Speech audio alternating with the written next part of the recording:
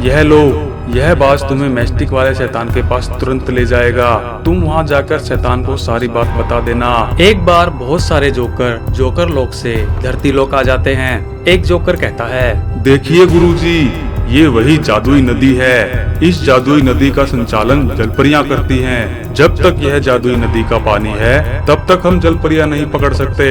फिर क्या था, इतना सुनते ही भूतिया जोकर गुरु नदी में अपनी जादुई छड़ी से शक्तियां छोड़ता है। वहीं बंटी और गीता अपनी झोपड़ी के पास बकरियां चरा रहे थे। जैसे ही वह शक्ति नदी में गिरती है, गीता और बंटी अपनी बकरियों के साथ दूर जाकर गिर जाते हैं और नदी का पानी भी सूख जाता है, जिससे जलपरियां दिखाई देने लगती हैं। भूतिया जोकर गुरु कहता है, सूर्य पर कब्जा करने के लिए हमें एक इंसान की भी जरूरत होगी। यह लड़की को भी ले चलो। ऐसा कहकर वे सभी जोकर जलपरी और लड़की को उठाकर ले जाते हैं। बंटी कहता है, इन जोकरों को तो मैंने कभी नहीं देखा। जल्दी इनका पीछा करता हूँ, पता नहीं ये मेरी बहन के साथ क्या करेंगे। ऐसा कहकर बंटी भी उन जोकरों के साथ जादुई दरवाजे में चला जाता है।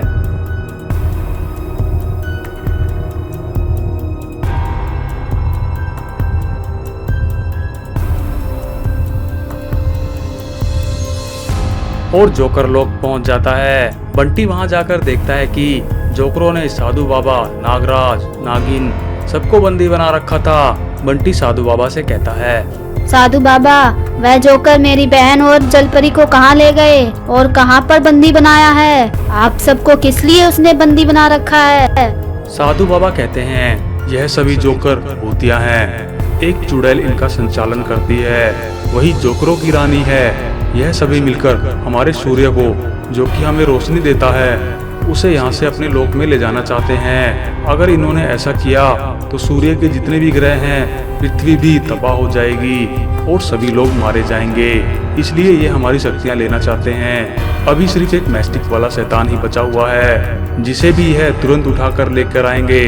बंटी, तुम्हें ऐसा करने से इन्हें रोकना होगा। बंटी कहता है, मैं कैसे रोक सकता हूँ? साधु बाबा कहते हैं, यह लो, यह बाज तुम्हें मैस्टिक वाले शैतान के पास तुरंत ले जाएगा।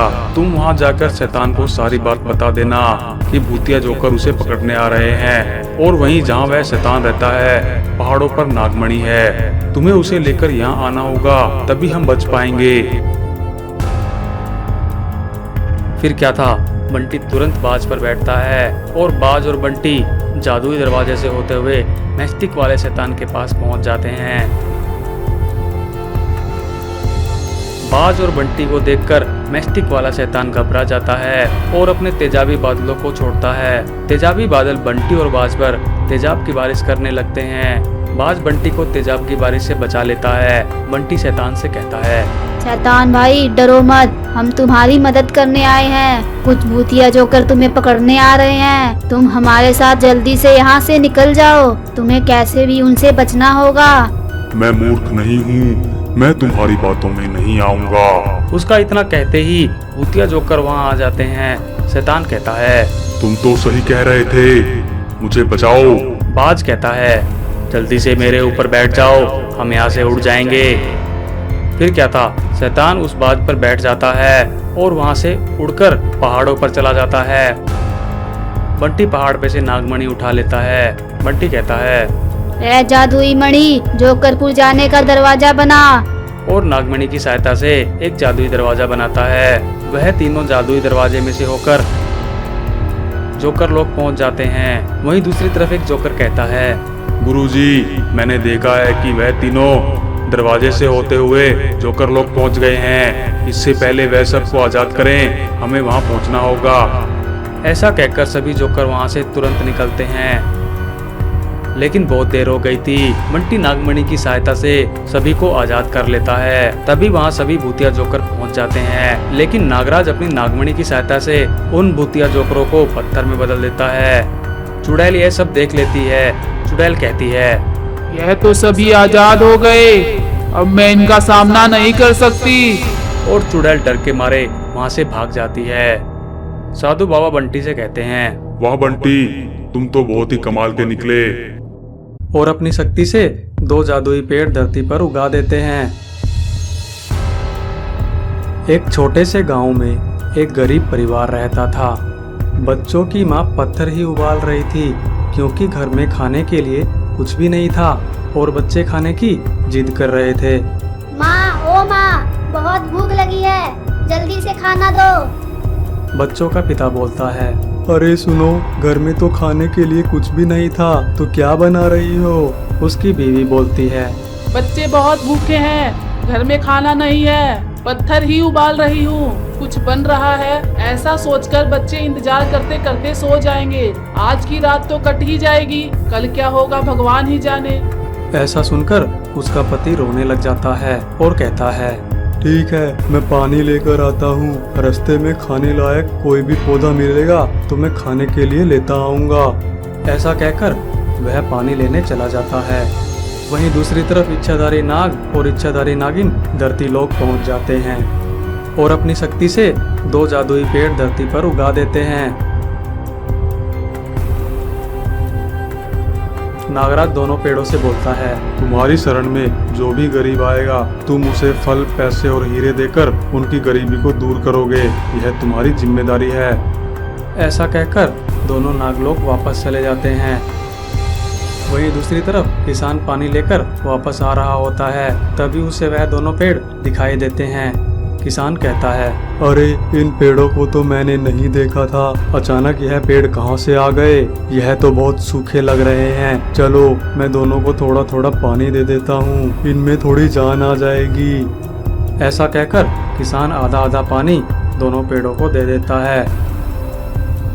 तभी अचानक एक पेड़ पर तो तरह तरह के फल लग जाते हैं और दूसरे पेड़ पर हीरे और पैसे उग जाते हैं। पेड़ कहता है, धन्य है मनुष्य, तुम बहुत ही अच्छे इंसान हो।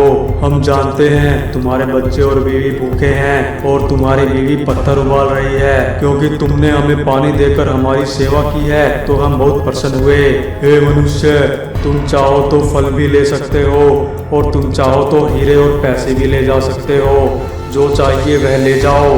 तभी किसान बोलता है, हे पेड़ महाराज, आपकी बड़ी कृपा है। आप अवश्य ही कोई जादुई पेड़ हैं जो भगवान के द्वारा भेजे गए हैं। ऐसा कहकर वह अपने बच्चों और बीवी के खाने के लिए पेड़ से कुछ फल तोड़ लेता है और दूसरे पेड़ से भी थोड़े पैसे तोड़ लेता है। एक पेड़ बोलता है, किसान, तुमने तो बहुत ही कम फल और बहुत ही कम पैसे लिए हैं, तुम चाहो तो और भी ले जा सकते हो। किसान बोलता है, हे पेड़ महाराज, मुझे बस इन्हीं की जरूरत थी। यह फल मैंने अपने बच्चों के लिए लिए हैं और यह पैसे मैंने इसलिए लिए हैं ताकि जब गांव में काम आ जाएगा तब तक यह चल जाएंगे। उसके बाद मैं अपनी मेहनत से कमाऊंगा। किसान की यह बातें सुनकर पेड़ अति प्रसन्न हो जाता है। पेड़ कहता है, हे किसान, तुम बहुत ही नेक दिल इंसान हो और ईमानदार भी हो। अगर तुम लालच में आकर और ज्यादा पैसे तोड़ते तो तुम राख के पुतले में बदल जाते। फिर भी अगर तुम्हें भविष्य में पैसों की जरूरत हो या फल की जरूरत हो तो निसंकोच यहाँ वापस आकर फल और पैसे ले जा सकते हो। अब जाओ। फिर क्या था, किसान अपने घर चला जाता है और जैसे ही वह अपने घर पहुंचता है उसका लालची पड़ोसी उसे देख लेता है कि उसके हाथ में बहुत सारे फल हैं और पैसे भी हैं। तभी वह लालची पड़ोसी और भी पड़ोसियों को इकट्ठा कर लेता है और सभी से कहता है, अरे भाइयों सुनो, लगता है इस किसान ने किसी के घर में चोरी की है। कल तक तो इसके पास खाने के लिए दाने भी नहीं थे और आज इसके पास बहुत सारे फल और पैसे आ गए हैं। चलो चलो, इसे इसकी चोरी की सजा जरूर मिलनी चाहिए। चलो भाइयों। ऐसा कहते ही सभी पड़ोसी लाठियां उठाकर किसान को मारने के लिए उसके घर पहुंच जाते हैं और उसे आवाज लगाते हैं, आजा चोर किसान, हमें पता है तूने किसी के घर से चोरी की है। तुझे चोरी का दंड देने के लिए हम यहाँ आए हैं, बाहर निकल। तभी किसान बाहर आ जाता है। सभी के हाथ में डंडा देखकर किसान डर जाता है और कहता है, मैंने ऐसा कौन सा गुनाह कर दिया जो आप मुझे मारने के लिए डंडा लेकर आ गए? पड़ोसी बोलता है, क्यों रे, कल तक तो तेरे पास खाने के लिए दाने नहीं थे और आज इतने सारे पैसे और फल कहाँ से ले आया? बोल, किसके घर में चोरी की है, नहीं तो हम तुम्हें मार मार कर यहीं मार देंगे। किसान डरते हुए कहता है, मैंने किसी के घर में चोरी नहीं की है। यह फल और पैसे तो मुझे एक जादुई पेड़ ने दिए हैं। पड़ोसी बोलता है, अच्छा क्यों रे, अब चोरी के साथ झूठ भी बोलने लग गया?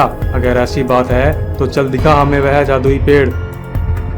ऐसा कहते ही किसान उन्हें लेकर पेड़ के पास पहुंच जाता है और पेड़ से प्रार्थना करने लगता है। किसान कहता है, हे पेड़ महाराज, कुछ लोग मेरे जीवन पर चोरी का कलंक लगा रहे हैं। कृपया करके उन्हें बताइए कि मैंने चोरी नहीं की है। यह फल और पैसे आपने ही मुझे दिए हैं। ऐसा कहते ही एक पेड़ पर तो बहुत सारे फल लग जाते हैं और दूसरे पेड़ पर बहुत सारे हीरे और पैसे उग जाते हैं। इतने सारे हीरे देखकर उसके लालची पड़ोसी और लालच में आ जाते हैं और उन्होंने आओ देखा ना ताओ देखा, तुरंत पेड़ पर हीरे तोड़ने लगते हैं। उनके ऐसे लालच को देखकर पेड़ क्रोधित हो जाता है और उन सभी को राख के पुतले में बदल देता है। सभी को राख के पुतले में देखकर किसान घबरा जाता है। तभी इच्छाधारी नाग और इच्छाधारी नागिन वहां पहुंच जाते हैं। इच्छाधारी नाग बोलता है, हमने तो यह नागलोक के पेड़ यहाँ इसलिए छोड़े थे ताकि लोगों की भलाई कर सके, लेकिन कुछ लालची इंसान धरती पर ऐसे हैं जिनका लालच खत्म ही नहीं होता। अब हम इन पेड़ों को दोबारा नागलोक लेकर चले जाएंगे। तभी किसान बोलता है, हे इच्छाधारी नागराज, आप चाहे तो पेड़ ले जा सकते हैं, लेकिन पेड़ ले जाने से पहले जो इंसान राख के पुतले में बदल गए हैं, कृपया करके उन्हें वापस सही कर दीजिए ताकि उनके परिवार के बच्चे और उनकी बीवी भूखे ना मरें। नागराज बोलता है, वाह रे मनुष्य, तुम बहुत ही नेक दिल और ईमानदार इंसान हो। धरती पर अब भी तुम्हारे जैसे ईमानदार इंसान बचे हुए हैं। तुम्हारी नेक दिली देखकर हम बहुत प्रसन्न हुए।